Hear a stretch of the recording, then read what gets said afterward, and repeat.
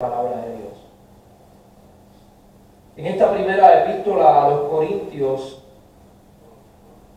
hemos visto que el apóstol sin miedo, sin temblarle el pulso, se atreve a denunciar prácticas de pecado que están siendo realizadas en la iglesia del Señor y que no debieran estar ocurriendo, puesto que la vida que el Señor nos ha dado, esta nueva vida, es una vida para que vivamos bajo el estándar de su santidad. Él es el referente a seguir. Él es la persona a la cual debemos imitar.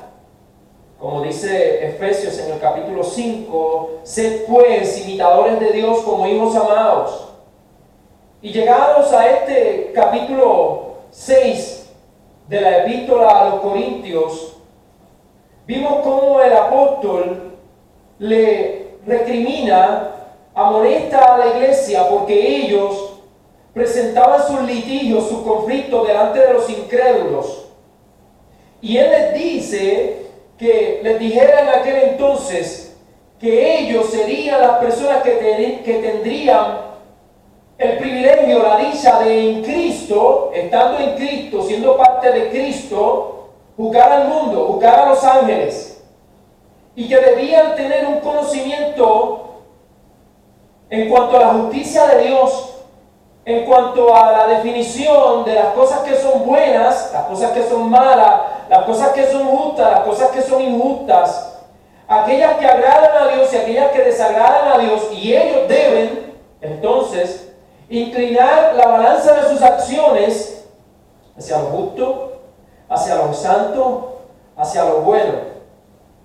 Y al final de esta sección, en el versículo número 11, dice: y esto erais algunos. ¿Qué erais?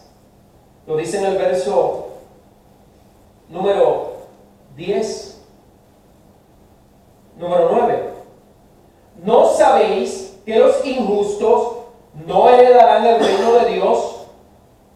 No erréis, no os equivoquéis, ni los fornicarios, pecado que él denunció anteriormente y ahora habrá de darle una nueva connotación a la práctica del pecado, del griego porneia, ni los idólatras. Y la idolatría, hablamos que es todo acto que se realiza o toda inclinación del corazón que se da en favor de otra cosa que no sea Dios y Él como Rey del corazón, como el gobernante, como el Señor.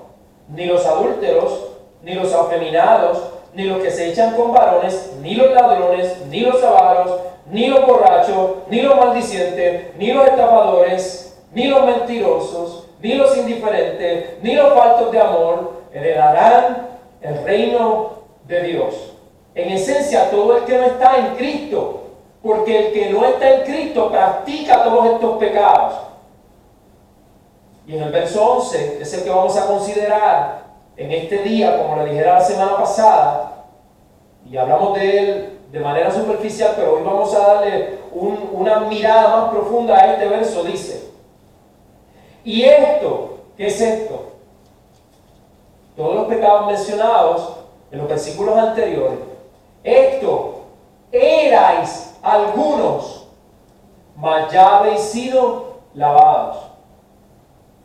Porque no todos los hombres se corrompen en la misma medida.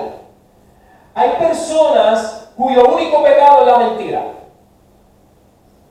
Pero ese único pecado le es suficiente para no alcanzar el reino de los cielos.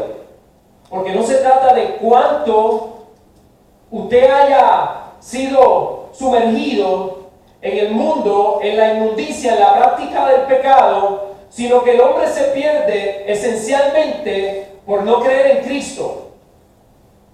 La persona puede ser una persona moralmente aceptable.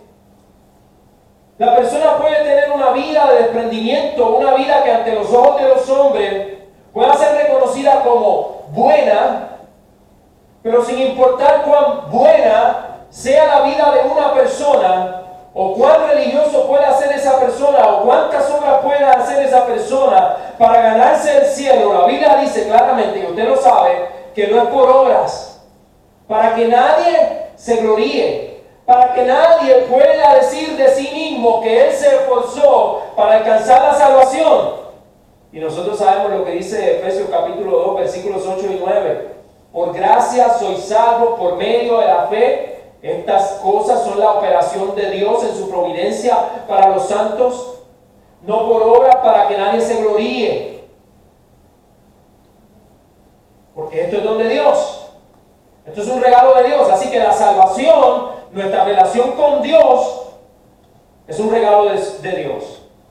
Inicia en Dios, permanece en Dios y se alcanza plenamente gracias a Dios. Nosotros lo único que debemos hacer es ser agradecidos por este regalo recibido. Y una manera de ser agradecidos acerca del regalo concedido por Dios en Cristo es viviendo para Cristo. Es siéndole fieles a Cristo. Es permitiendo que el Espíritu Santo nos conforme a la imagen de Cristo.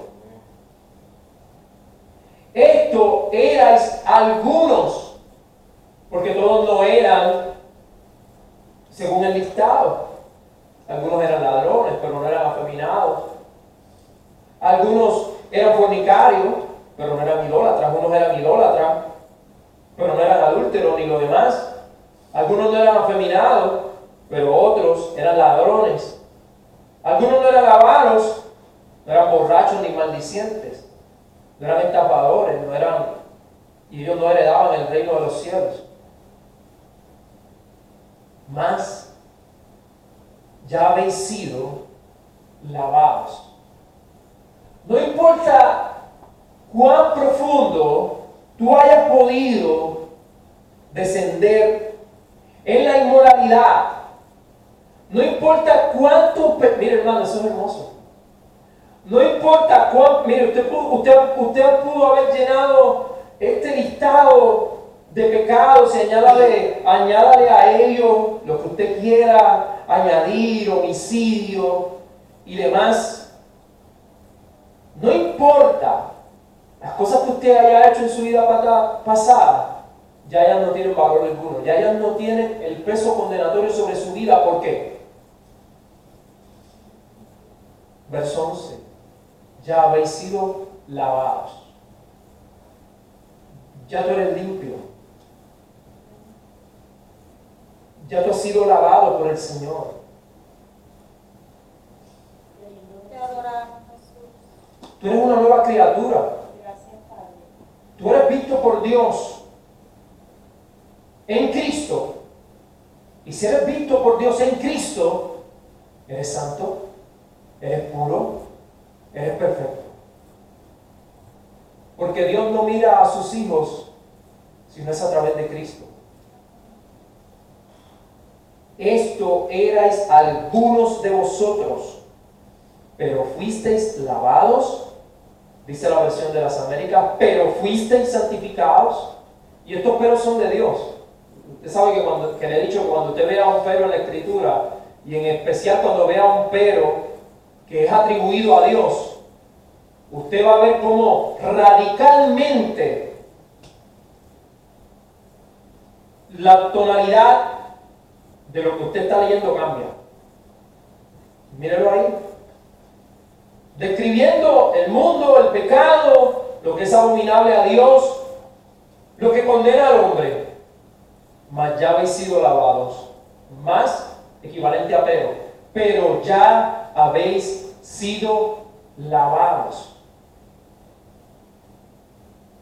Y es hermoso, amado hermano, que nosotros nos enfrentemos a esta realidad gloriosa, que nosotros seamos participantes de tal beneficio, de tal gracia, de tal medida de gracia.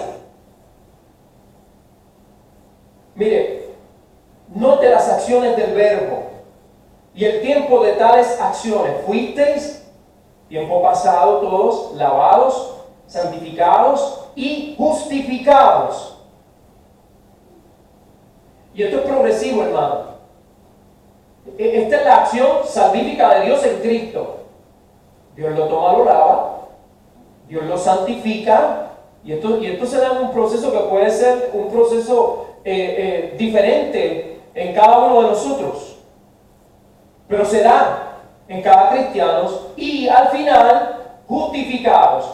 Se da posicionalmente hablando en un instante. Se da en el momento que Dios lo llama a usted, que el Espíritu Santo lo convence de su pecaminosidad y usted viene arrepentido a Cristo. Se dio ese proceso. Posicionalmente hablando, delante de Dios ya usted ha sido lavado, santificado y justificado, pero estamos aquí todavía. Vivimos entre los mortales y tenemos que enfrentar los retos de la vida cristiana. Tenemos que tomar posesión de esta nueva vida en Cristo, de esto que Dios ya hizo en Cristo para nosotros y conformarnos a ello. Esto nos lleva a considerar lo que fuera la sombra del acto redentor manifestado continuamente en el templo judío. Porque todo lo que se hacía en el templo era sombra de esto. Había lavamiento, había una separación, había un grado de justificación de la conciencia de aquellos que presentaban los animales en el templo. Aquella sombra tuvo el propósito de anunciar lo que se concreta en el gran sumo sacerdote de nuestras almas. Aquello era un anuncio, era la sombra del que había de venir. Los utensilios, el altar, el propiciatorio, el cordero que se presentaba, la sangre que se esparcía sobre el arca del pacto, todo ello era tipo de, sombra de aquel que había de venir. Aquel pueblo celebraba varios ritos de purificación y era el sacerdote, el que estaba de turno, quien en nombre del pueblo se lavaba, se santificaba y procuraba ser el justificado para entrar en el lugar santísimo para ofrecer expiación por el pueblo, por el pecado del pueblo. Tales ceremonias eran de carácter perpetuo debido a la incapacidad del hombre para mantenerse puro, para mantenerse sin pecado.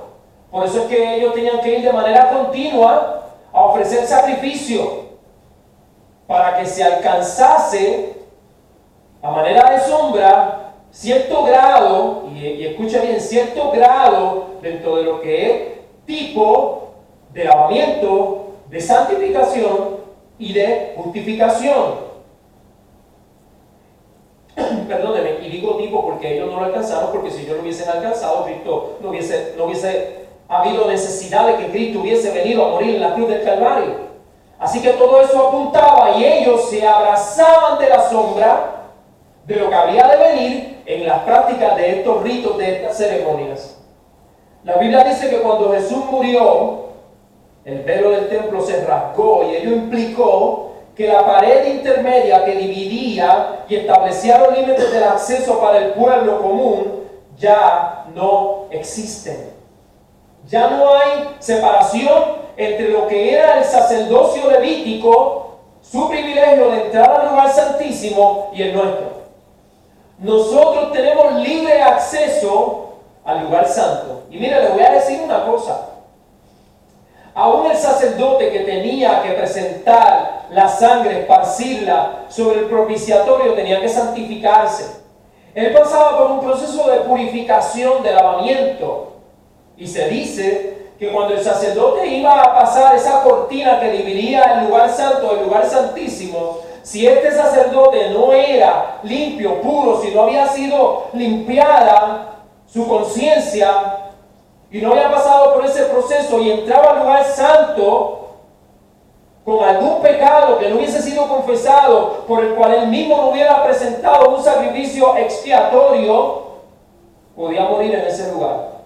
Por eso dicen algunos que se le ataba a la pierna de ese sumo sacerdote una cuerda, y si el hombre moría estando ante la presencia de Dios, que estaba representada en el arca, la chequina de Dios que estaba en el lugar santísimo, si ese hombre moría, entonces lo jalaban con una cuerda, porque nadie podía entrar ni tan siquiera a recoger ese cadáver. Eso es lo que dicen los historiadores. Así que Cristo entró al lugar santísimo, hablamos del cielo, y presentó su propio sacrificio ante el Padre. El Padre aprobó ese sacrificio como un sacrificio perfecto, Y entonces el velo del templo físico en Jerusalén en aquel día en que el Señor presentó su sacrificio a él, fue rasgado. Es como si Dios hubiese dicho, y en efecto es así, todo el mundo puede entrar ante mi presencia, pero a través del lavamiento de sus pecados en Cristo. No es todo el mundo, sino los que han sido lavados, los que han sido santificados, los que han sido justificados. El libro de los Hebreos en el capítulo 10, no lo vamos a leer completo, si usted quiere lo puede anotar, nos habla con relación a esto. Hebreos capítulo 10, del versos 1 al 31, nos dice: porque la ley, teniendo la sombra de los bienes venideros, no la imagen misma de las cosas, ¿ve? Una sombra. La ley que establecía la forma, el estilo de culto, no puede, dice la Biblia, por los mismos sacrificios que se ofrecen continuamente cada año, hacer perfectos a los que se acercan. Hay un acercamiento de parte de los hombres, pero ese acercamiento y esos sacrificios no lo pueden hacer perfectos. Así que unido a la primera epístola de los Corintios, nos dice que este lavamiento, esta santificación y esta justificación nos hace ¿qué? Perfectos ante Dios. Es un acto que se dio de parte de Cristo con consecuencia, con vigencia en nosotros. Es de carácter permanente. Tanto como para que el pecado que usted va a cometer mañana, de acción o omisión, ya sea cubierto por Cristo. Dice, Hebreos 10, versículo 2. De otra manera, si fuera así, si se alcanzase la perfección, de otra manera cesarían de ofrecerse, pues los que tributan este culto limpios una vez, ¿qué dice? No tendrían ya más conciencia de pecado.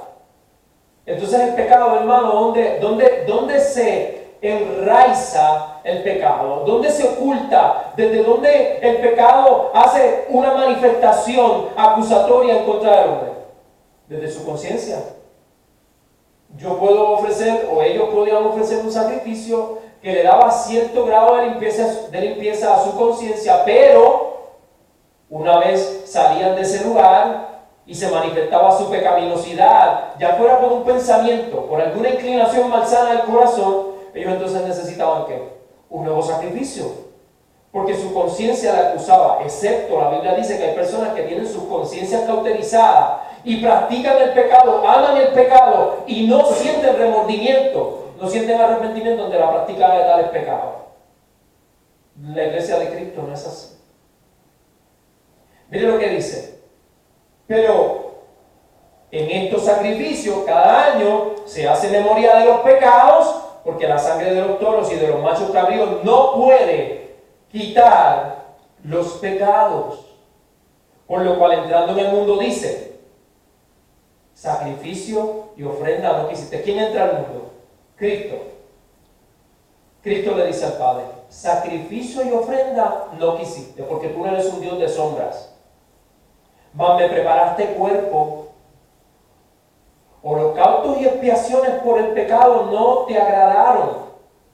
Entonces dije: he aquí vengo, oh Dios, para hacer tu voluntad, como en el rollo del libro está escrito de mí. ¿Por qué Cristo tuvo que ser encarnado? Para venir y morir en un cuerpo físico por el perdón de nuestros pecados. Porque, amado hermano, ¿sabe qué? Lo que produce pecado en nosotros es la conciencia, y esta conciencia está enraizada en nuestra naturaleza que está caída, que cayó en aquel pecado del huerto del Edén. Así que nosotros necesitamos una redención ¿de qué? De nuestra conciencia, de la realidad existente de nuestra vida. Porque el hombre fue creado, hermano, escuche bien. El hombre fue creado, Dios le dio un cuerpo al hombre para cumplir un propósito que él ha de retomar a través de la venida de Cristo y la glorificación de este cuerpo. Se suele pensar que nosotros vamos a ser seres espirituales, enteramente espirituales, y que ya la materia no jugará un papel dentro de esa nueva creación. Eso no es lo que dice la Biblia. Usted tendrá un cuerpo glorificado, un cuerpo que gustará alimentos, no sabemos cómo, un cuerpo que será igual, hermano, escuche bien, igual al cuerpo con el cual Cristo resucitó. Un cuerpo sobrenatural, un cuerpo que no tendrá las limitaciones de este cuerpo, del cuerpo que nosotros tenemos, que está expuesto a enfermedades y sobre todo está expuesto ¿a qué? A la tentación y por consiguiente a la muerte por la práctica del pecado. Dios nos dará un cuerpo como el que tiene Cristo, un cuerpo perfecto. Algo similar a lo que tuvo Adán, a lo que tuvo Eva y que ellos ¿qué? Perdieron por la práctica del pecado. Y Dios hará, más bien, Dios continuará lo que inició en el huerto del Edén. Y el Señor vino para redimir no solamente nuestras almas, sino con la esperanza, como veremos más adelante, de redimir nuestro cuerpo. Sí, hermano, porque le voy a decir una cosa, Dios no se rinde, Dios no pierde. Decir que Dios va a erradicar todo lo que es materia, en el término absoluto de erradicación, para darnos solamente una vida en el espíritu, almas, como son los ángeles o como son los seres espirituales, sería una aceptación del fracaso de Dios ante el pecado. Primera de Tesalonicenses nos dice que no todos dormiremos, sino que todos ¿qué? Seremos transformados. Todos seremos arrebatados al sonar de la trompeta y seremos transformados. Este cuerpo corruptible, este cuerpo de pecado, habrá de ser transformado. En él habrá, en ese acto de redención plena de nuestro cuerpo, en ese acto el germen del pecado será extirpado de una vez y para siempre. Dice el escribiente a los Efesios, a los Hebreos, versículo 8, diciendo primero, sacrificio y ofrenda y holocausto y expiaciones por el pecado no quisiste, ni te agradaron, las cuales cosas se ofrecen según la ley. Y recuerde lo que dice, que son sombras, y diciendo luego, he aquí vengo, oh Dios, para hacer tu voluntad. Quita lo primero, que era lo primero, la ley, el establecimiento de los sacrificios, de los ritos, de la ceremonia, para establecer esto último. En esa voluntad somos santificados, ve la palabra ahí, somos santificados mediante la ofrenda del cuerpo de Jesucristo. Así que su santificación es mediante ¿qué? La ofrenda del cuerpo físico de Cristo, hecha una vez para siempre, no todos los años, no como dice la Iglesia Católica, Apostólica, Apóstata, Romana, que ellos dicen que cada vez que ellos se reúnen para repartir, para celebrar la Eucaristía, en ese momento, ese pedazo de pan sin levadura se está convirtiendo literalmente en el cuerpo y la sangre de Cristo, y ellos están ofreciendo un sacrificio en cada uno de sus servicios, en los cuales ofrecen la Eucaristía, dice la Escritura. Verso 10, en esta voluntad somos santificados mediante la ofrenda del cuerpo de Jesucristo, hecha cada domingo en cada iglesia. ¿Verdad que no dice eso?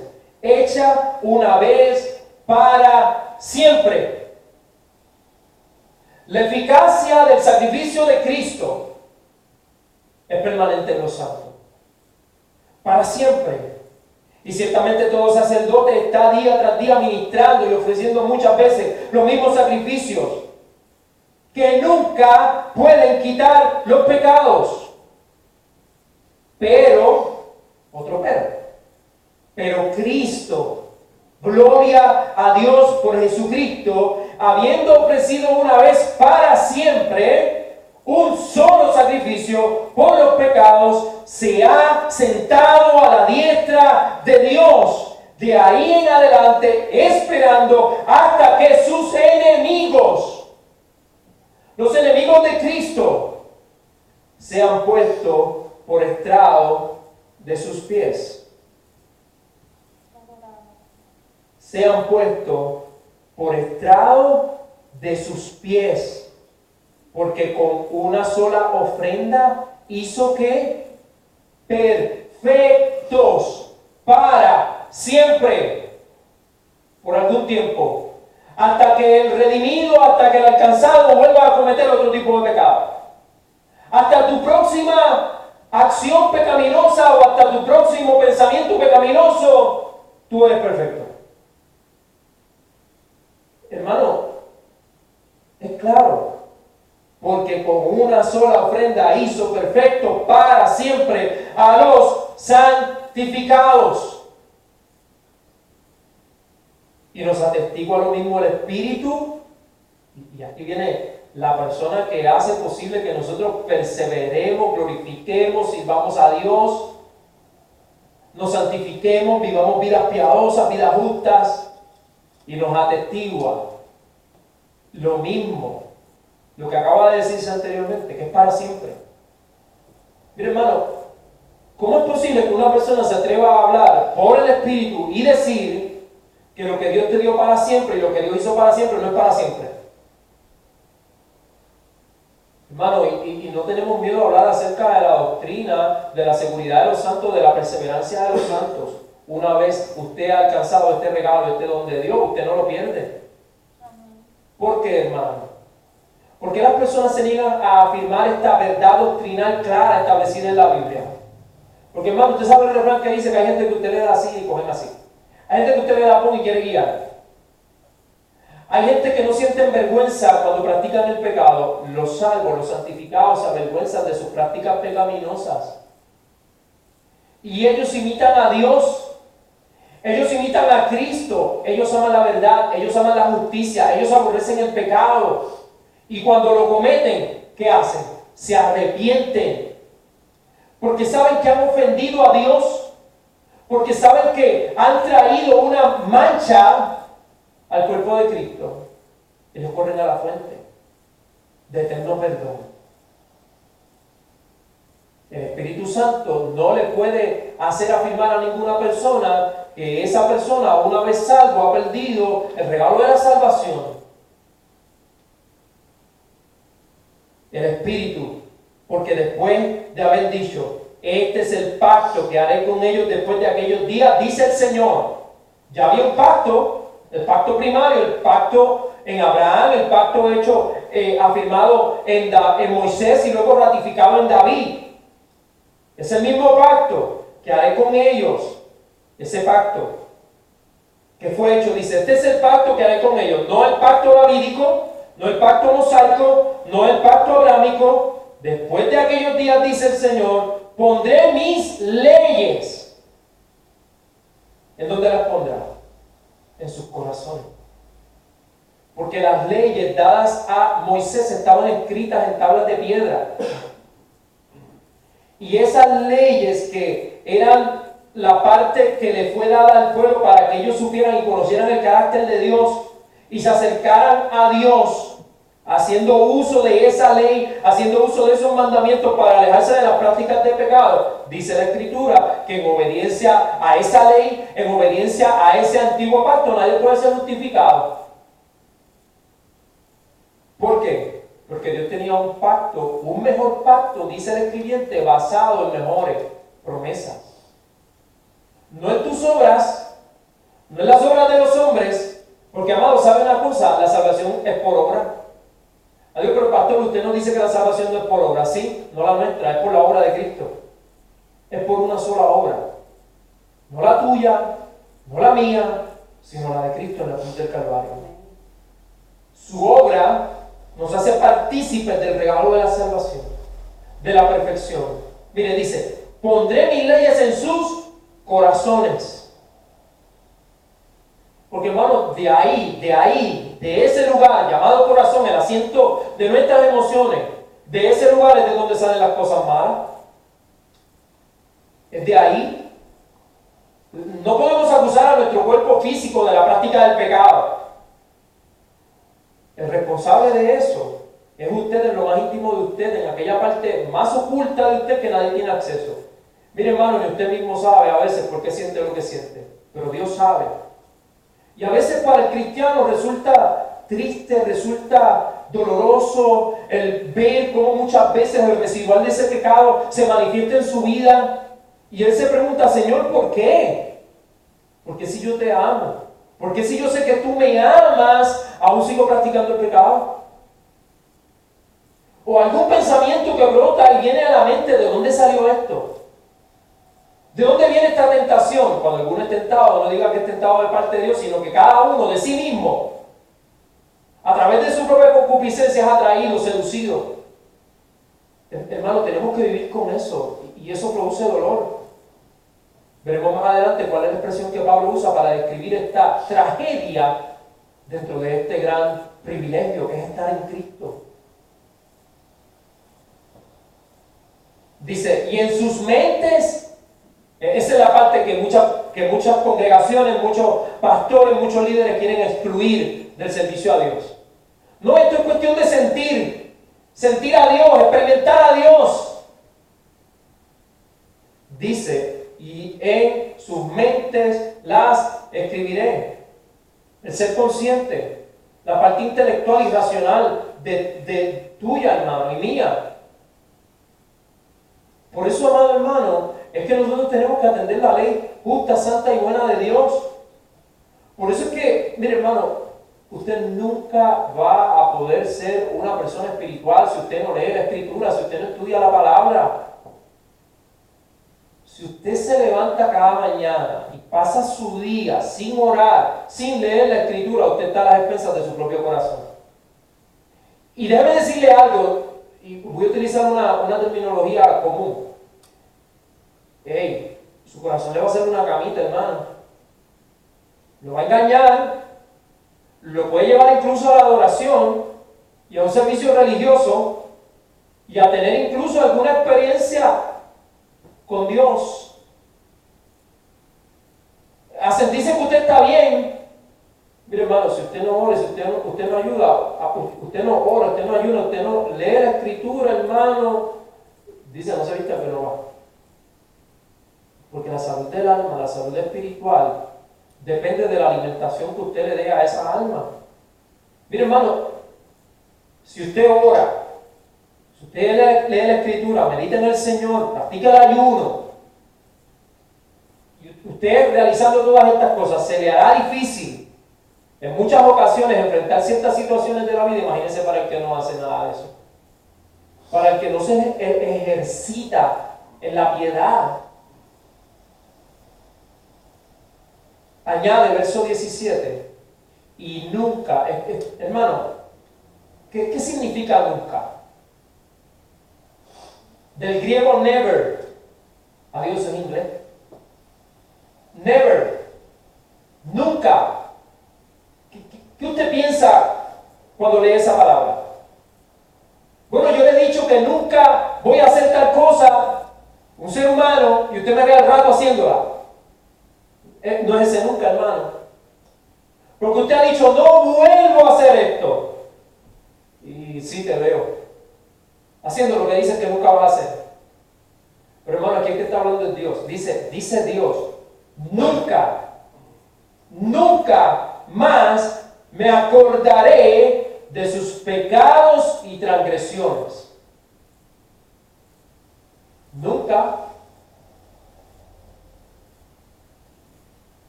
Pues donde hay remisión de estos, no hay más ofrenda por el pecado. Pero el pecado no era ¿qué? Remitido a través del culto que se celebraba, a través de sacrificios. Los pecados no eran borrados, el hombre no era justificado. Como le dije anteriormente, ellos disfrutaban de cierto grado de lavamiento, de santificación y de justificación, pero sus conciencias le acusaban. Hermano, es triste ver que muchos cristianos verdaderos, aún sufren el acoso de su conciencia porque no han entendido estas verdades bíblicas. Porque no han entendido, amado hermano, que Cristo vino y ofreció un sacrificio perfecto para que nosotros seamos perfectos, para que nunca más suframos la acusación en nuestra conciencia condenatoria del pecado. Claro que el Espíritu Santo nos acusa cuando nosotros no actuamos en conformidad con la voluntad de Dios. Porque no somos liberales, no pensamos que podemos vivir la vida loca estando en Cristo. Porque si vivimos la vida loca estando en Cristo, no estamos en Cristo. Y este es el gran debate que se forma cuando se toca esta doctrina de la seguridad de la salvación. Porque se piensa que nosotros andamos al garete. No, eso lo está diciendo porque él ya tiene planificado. Yo sé que algunos aquí han pensado, cuando yo presenté esta doctrina en un principio, sí, ya te veo preparando el camino para cometer algún acto pecaminoso y después justificarte en eso. Te estoy viendo, te tengo chequeado, pastor. Yo sé de qué pata tú cojeas y yo sé de la que tú también. No, hermano. Si usted tiene una perspectiva de ese modo con relación a esta doctrina, amado hermano, usted debe conocer la doctrina. Porque los santos, los que han sido lavados, los que han sido santificados, los que han sido justificados, no practican el pecado. Porque el que practica el pecado es del diablo. Ese no es nuestro estilo de vida, amado hermano. Su estilo de vida es en santidad. Usted vive para Cristo y el que vive para Cristo procura agradar a Cristo. Así que, verso 19, hermanos, teniendo libertad para entrar en el lugar santísimo por la sangre de Jesucristo, por el camino nuevo y vivo que Él nos abrió a través del velo, esto es de su carne, y teniendo un gran sacerdote sobre la casa de Dios, acerquémonos con corazón sincero, no hipócrita, no que hace mal uso del regalo de la salvación,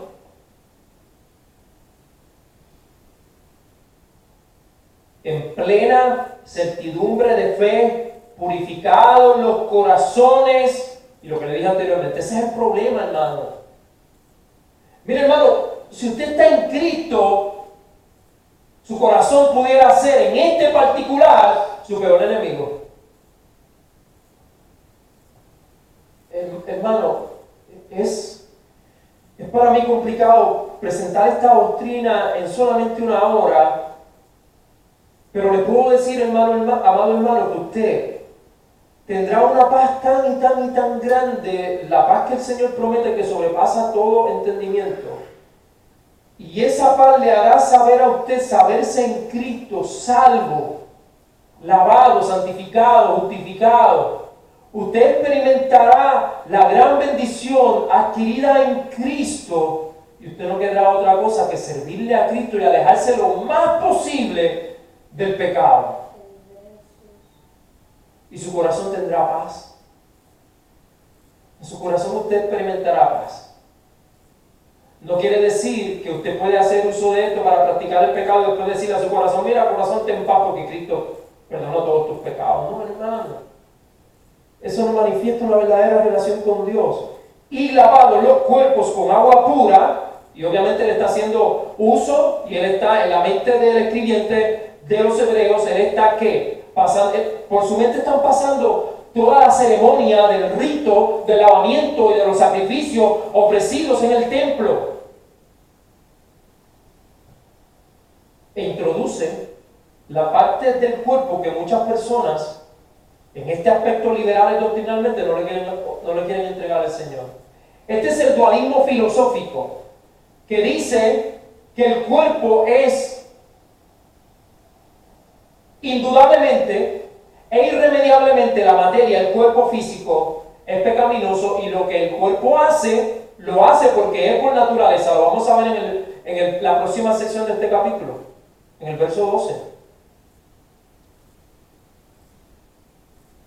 Y ellos se esconden, cuando practican el pecado, sobre esta filosofía del dualismo que dice que en el cristiano, en nuestro caso, el espíritu es bueno, la carne es mala, el espíritu se va a inclinar hacia la práctica de cosas buenas y piadosas y la carne nunca se va a convertir. Es cierto, pero no va a gobernar. No va a regir el destino de nuestras vidas. Porque nuestro cuerpo, que dice la Escritura, preséntalo en sacrificio vivo, santo y agradable a Dios. Ese es tu culto racional. Esa es la parte de ti que tú le ofreces a Dios, porque Dios ya ofreció a Cristo, tú le ofreces tu cuerpo. Con toda su inclinación y con toda su tendencia al pecado. Y se lo ofrece como libremente, no sujeto, amarrado. Usted sabe, cuando usted va a amarrar un puerco, cuando lo va a presentar, lo va a poner en la vara, lo amarra por las patas y lo pone en la vara, así usted se lo presenta a Dios. Aquí te presento mi debilidad, Señor. Aquí te presento la parte de mí que aún espera y anhela por la redención, que aún espera por la glorificación. Mantengamos firme, sin fluctuar, la profesión, y mírenlo ahí, hermano, firmes, no practicando el pecado, sin fluctuar, sin atajos, sin subterfugios, sin fluctuar la profesión de nuestra esperanza, porque fiel es el que prometió. Y considerémonos unos a otros para estimularnos al amor y a las buenas obras. Y hermano, esta parte, versículo 25, no dejando de congregarnos. Pero ¿por qué el apóstol tiene que introducir esto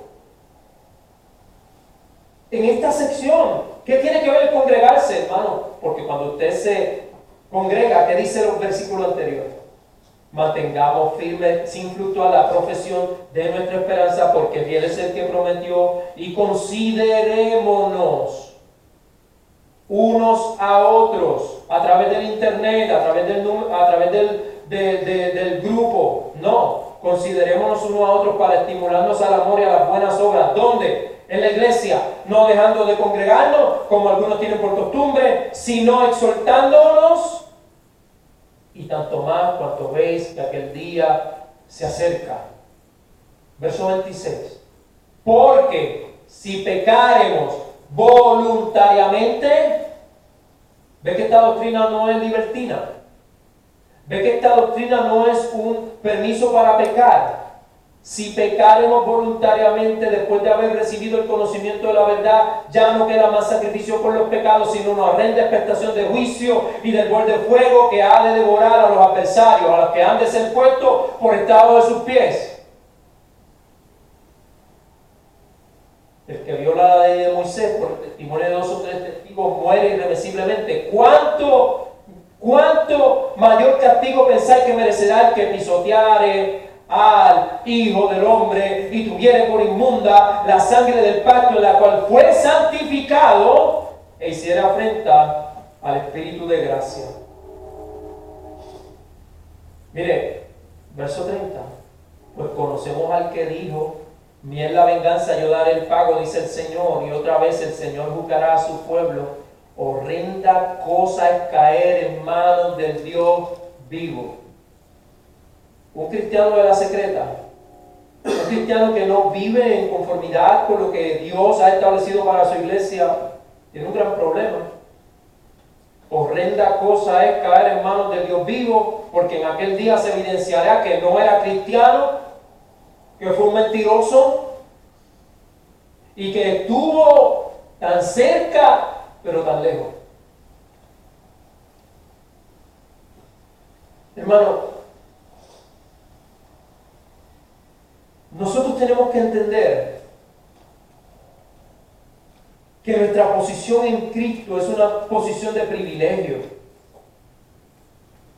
que lo que se nos ha otorgado a nosotros, amado hermano, tiene un valor que yo lo he dicho anteriormente, no podrá ser cuantificado hasta que usted no esté allí. Hermano, yo tengo, al menos en mi experiencia, tengo una firme convicción con relación a esto. ¿Cuán grande es el valor de la salvación? Hermano, usted lo va a saber cuando esté delante del trono de Dios. ¿Cuán grande es la salvación? Lo sabrán los perdidos. Y el rechazo no de hombres locos, fanáticos, religiosos, al presentar a Cristo como Salvador. Ese valor de eso que ellos desprecian no lo van a tener claramente en sí mismos hasta que no estén ahí. Pero no es excusa, hermano, porque basta lo que Dios ha revelado en la conciencia de cada uno de los hombres para venir a los pies de Cristo. El mensaje de la cruz, amado hermano, es un mensaje que no puede ser omitido, que no puede ser escapado como para decir: yo nunca oí el mensaje y porque yo nunca lo oí, tengo una excusa. No, hermano, porque dentro de la multiforme gracia de Dios, Dios se revela a los hombres a través de la naturaleza y a través de sí mismo. podemos vivir entonces, amado hermano, como si no hubiéramos sido lavados, santificados y justificados. Los que viven practicando el pecado solo testifican que no les ha alumbrado la luz de Cristo. Mire, les voy a dar algunos versículos para que usted busque luego. Ya habéis sido lavados. Somos lavados y limpios del pecado por la misericordia de Dios. Esto está en Tito 3:5. Podemos ser limpiados de nuestros pecados al clamar en el nombre del Señor. Esto está en Hechos 22:16. Somos lavados por la obra de Jesús en la cruz por nosotros en Apocalipsis 1:5. Y la palabra de Dios en Efesios 5:26. Ya habéis sido santificados. Este segundo aspecto de nuestra vida. Somos apartados, lejos del mundo y en Dios, por medio de la obra de Jesús en la cruz. Esto está en Hebreos 10:10, como leímos. Por la obra de Dios, Juan 17:19. Por la fe en Jesús, Hechos 26:18. Y por el Espíritu Santo, Romanos 15:16. Y el tercero, ya habéis sido justificados. Somos declarados justos, inocentes delante de la corte de Dios. No meramente inocentes, sino declarados ser justos delante de Él. Somos justificados por la gracia de Dios a través de la obra de Jesús en la cruz. Como dice Romanos 3:24. Por fe y no por nuestras propias obras. Romanos 3:28. Menciona al Señor Jesucristo y de inmediato, mire lo que dice. Verso 11. Ya habéis sido lavados, ya habéis sido santificados, ya habéis sido justificados en el nombre del Señor y por el Espíritu de nuestro Dios. Hermano, la Trinidad clara, establecida doctrinalmente en la Escritura, menciona al Señor Jesucristo y de inmediato nos deposita bajo el cuidado tierno del Consolador. Mírenlo, hermano. Miren la oferta de Dios. Ya Dios hizo todo lo que antes se mencionó y por el Espíritu de nuestro Dios. Cristo hace uso del Espíritu Santo, y digo uso en el sentido de lo que son las funciones de la Trinidad, para que nosotros alcanzásemos todas estas cosas. Nuestra relación con Dios es a través de su Espíritu. La obra regeneradora atiende lo que la obra redentora inició posicionalmente hablando. O sea, Cristo alcanzó para nosotros todo esto, y esto es lo que conocemos como la obra redentora. Fuimos comprados, le pertenecemos a Dios ya, ¿verdad? Y ahora se está dando en nosotros, ¿qué? Una obra de, ¿qué? De redención, no, porque ya fuimos redimidos del pecado. ¿Cuál es la obra que se está dando ahora? Regeneradora. Estamos siendo conformados a la imagen de Cristo. Todo nuestro ser está siendo regenerado, cambiado, santificado, perfeccionado. Significa todo lo mismo. Para la gloria de Dios. Para su única gloria. Esto se está dando en usted ahora mismo. Usted está siendo santificado por Dios. ¿Y quién lo hace? ¿El pastor? ¿La prédica? No, el Espíritu Santo de Dios que mora en ti, que hace uso de los elementos, de los recursos de Dios para alcanzar todo esto. Somos salvos, pero estamos siendo perfeccionados en Cristo. Hermano, recuerda esta acción, ¿verdad? En Cristo, sin Cristo, en Cristo, sin Cristo. Todo lo que Dios está haciendo en usted lo está haciendo en Cristo. No salga de ahí, no salga del redil. Cristo es el redil. Tenemos una perfecta comunión con el Padre a través de Cristo. Posicionalmente estamos completos delante de Dios por estar en Cristo, pero aún no hemos sido redimidos tocante al cuerpo del pecado. Este estuche maloliente no podrá impedir que alcancemos aquello para lo cual hemos sido alcanzados. Pablo dijo, ¿quién me librará de este cuerpo de muerte? En Romanos 7:24. Y acerca del dualismo filosófico, Pablo habla. Hay cierto grado de razón en este postulado del dualismo filosófico. Pablo dice, vayamos a Corintios para que usted lo vea. Romanos capítulo 7, verso 24. Y esto inicia en el versículo 7 y llega a este punto en el versículo 24 cuando él dice: miserable de mí. Romanos 7, 24. ¿Quién me librará de este cuerpo de muerte? ¿Usted ha escapado de su cuerpo de muerte? No, hermano, todavía. Todavía. Por eso es que Pablo a los hermanos en Corintios le dice: mira, ya reináis.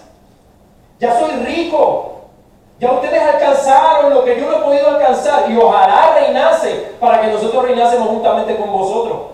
¿Recuerda esa sección? Porque, hermano, la perfección se alcanza, la perfección plena se alcanza solamente cuando lleguemos ante la presencia del Señor. Pablo dice: gracias doy a Dios por Jesucristo nuestro Señor. Porque en Él hay perfección. Es estar en Él. Es estar en Él. Es permitir que Él haga su obra en ti. Pero tú tienes que estar en Él. Tú tienes que ser obediente a Él. Tú tienes que considerarle a Él como el gobernador de tu vida.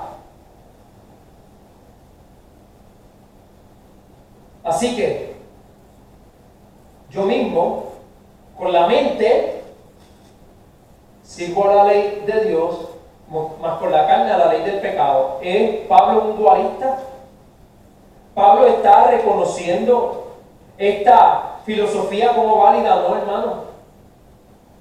Él no le da valor a eso porque la realidad es que aunque nuestro cuerpo trate de interponerse en nuestra relación con Dios, ¿qué se nos ha dado? El Espíritu Santo. Y el Espíritu Santo nos ha dado dominio propio para que usted pueda poner la carne, su yo caído, su naturaleza pecaminosa, sus inclinaciones al pecado en una celda y ser el cuidador de ella.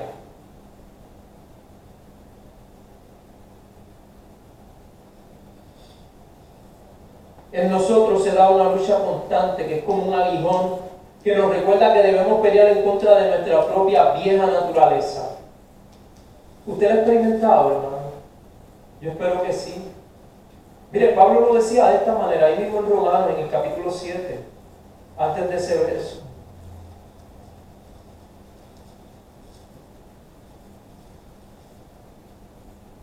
Verso 14 en adelante. Porque sabemos que la ley es espiritual, mas yo soy carnal, vendido al pecado.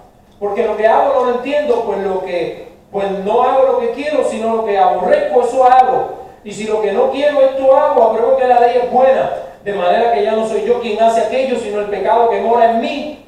Y yo sé que en mí, esto es, en mi carne no mora el bien. Porque el querer el bien está en mí, pero no el hacerlo. Porque no hago el bien que quiero, sino el mal que no quiero, eso hago. Y si hago lo que no quiero, ya no lo hago yo, sino el pecado que mora en mí.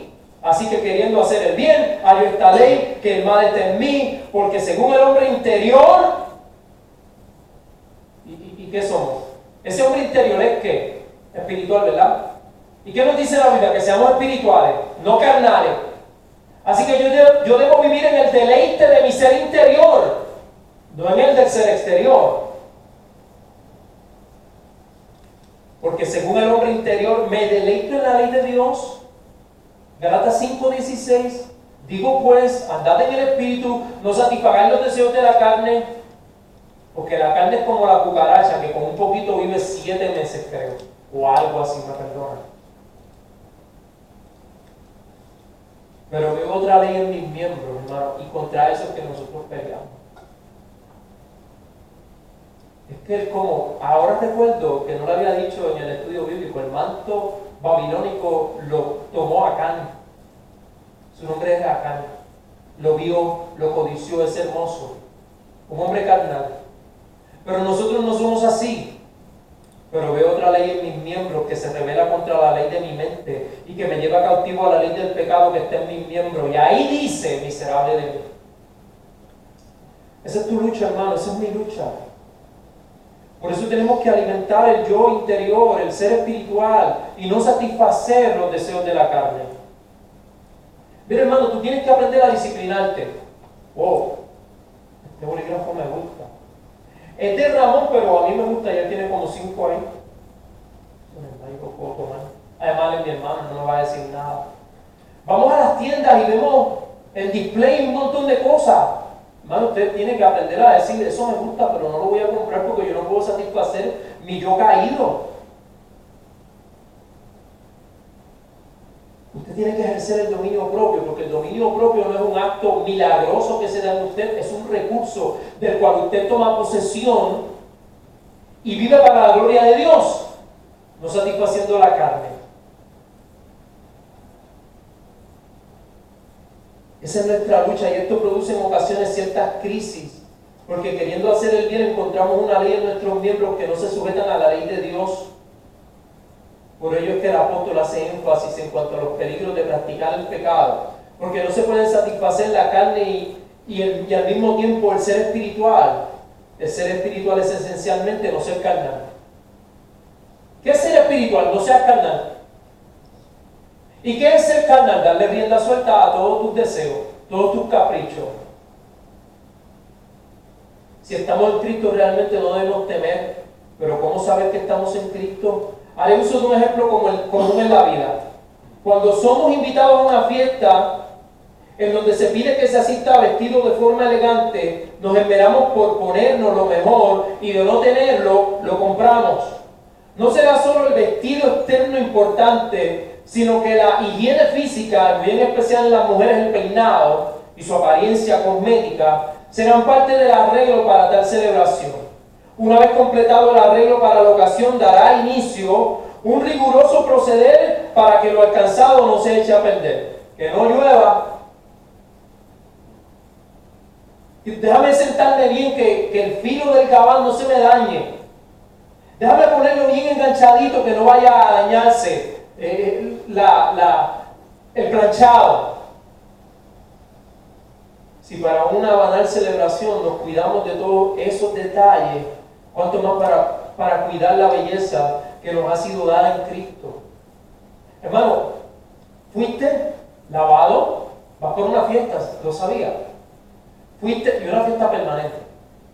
Y una fiesta no, una fiesta de boda ante un hombre importante, un rey, una reina, un gobernante, un presidente. Tú fuiste lavado, fuiste santificado, fuiste justificado para tu encuentro con Dios. Eso es una fiesta importante, creo yo, ¿verdad? ¿Cuánto más debemos cuidar la belleza que nos ha sido dada en Cristo? Hay personas que realizan su boda de manera radical. La novia llega vestida de blanco y por su parte el novio un elegante traje, solo para luego celebrar la boda en un fanguizal. Aquellos que les gustan los deportes extremos hacen eso. Se casan, ella en una máquina y él en otra, en una motora, y se van a cambiar y hacen todo ese tipo de cosas. Eso suena bien, eso se ve interesante. Pero hermano, esa práctica puede ser divertida, puede ser novedosa, puede ser radical y diferente para tales gustos, no para el mío, porque entiendo que dicha celebración, hablo de la boda, no debe ser tomada como parte de un espectáculo del capricho y banal del corazón. Pues el celebrar el vínculo matrimonial se está expresando conformidad al modelo de Dios y debe ser en un ambiente de reverencia, no de burla. Bueno, esa es solo mi opinión y yo también tengo el Espíritu Santo. El punto es que en la vida de fe es Dios el que ha establecido que la pureza será parte inherente del creyente. No te puedes desprender de ella. No hay otro modo, hermano. Sin santidad nadie verá al Señor. Seguir la paz con todos y la santidad sin la cual nadie verá al Señor. No son cosas mías, amado, lo dice la Escritura. Es pureza. Imagínalo de este modo. Usted estaba muerto, sucio, en estado de putrefacción, tirado en un basurero, cubierto por gusanos y moscas, sin sentido de ser.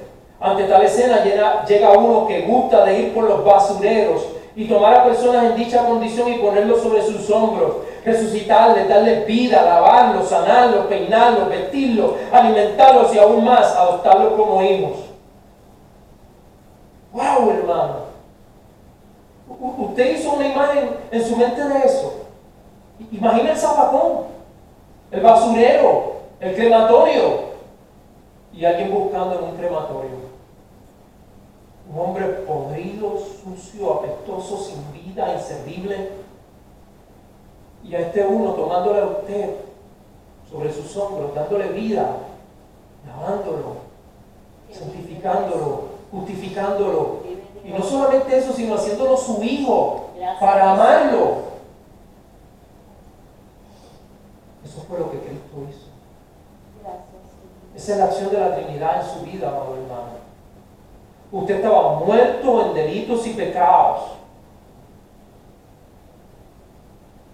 ¿No es eso amor? ¿Qué pensaría usted si después de todo esto, después de todo lo que le acabo de decir, este hijo se vuelve al zafacón de donde fue sacado?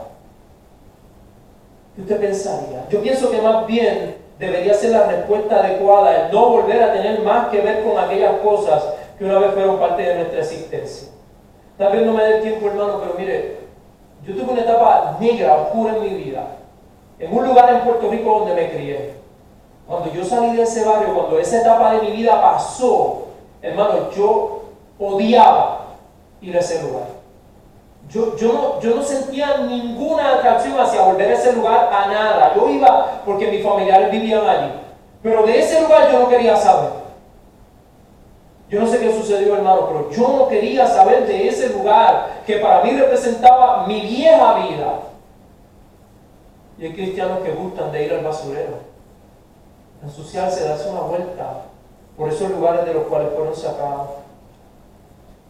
El problema mayor en este sentido es que una vez lavados, santificados y justificados, no pensamos independientes de aquel que nos hizo tanto bien.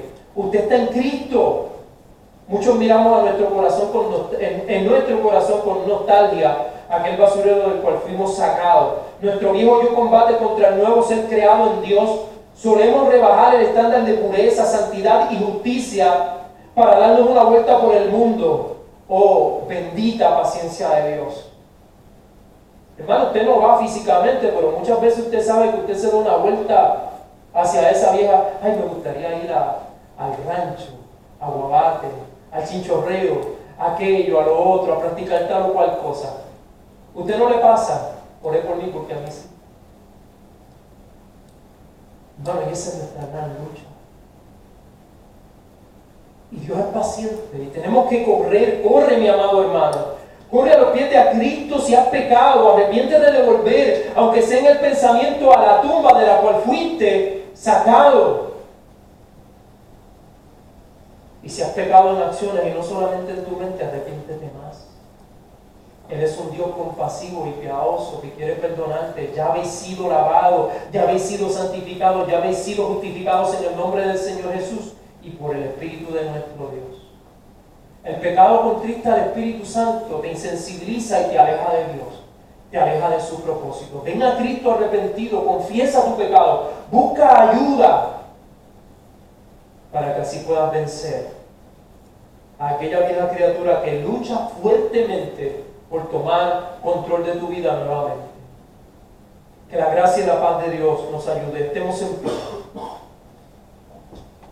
Amado Dios y Padre de misericordia, te adoramos, te bendecimos, te damos gracias, porque tú, oh Dios del cielo, nos has dado una nueva vida, Señor. Tú nos levantaste de entre los muertos, Señor. Tú hiciste una obra maravillosa y nosotros podemos ver en este día, Señor, cuánto bien tú nos has hecho, Señor. Gracias. Y te pedimos perdón, Señor, porque hemos sido muchas veces indiferentes, Señor, ante tanto bien recibido. Hemos pecado contra ti en pensamientos, en algunas acciones, Señor. Y necesitamos que tu perdón constante, Señor, nos arrope, Señor.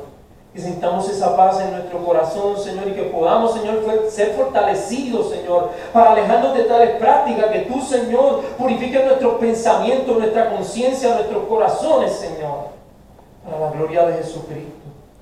Gracias, porque cuando éramos todas aquellas cosas, Señor, tú nos amaste, Señor. Tú fuiste tan y tan y tan bueno con nosotros, que solo nos queda, Señor, vivir para ti. Oh bendito Dios, pero tú sabes la gran crisis que enfrentamos en ocasiones. Y tu paciencia es tan grande, oh Dios. Oh Dios, yo me arrepiento de todos mis pecados, Señor. Te pido, Señor, te pido con todas las fuerzas de mi corazón que me perdones. Que me ayudes, Señor. Que me ayudes a vivir para ti, que tú seas la razón de mi vida, que tú seas el blanco de mi vida, Señor. Que yo pueda vivir para ti y deleitarme en ti, Señor. Fortalece a cada uno de mis hermanos para alejarse de las prácticas, de conductas pecaminosas, de pensamientos pecaminosos, Señor, que ofenden, Señor, el sacrificio de Cristo. Padre, todo esto lo pedimos en el nombre glorioso de nuestro Señor y Rey, Jesucristo, quien hizo un sacrificio perfecto por nosotros una vez para siempre. Esa es nuestra confianza, Señor. Esa es nuestra esperanza. Amén.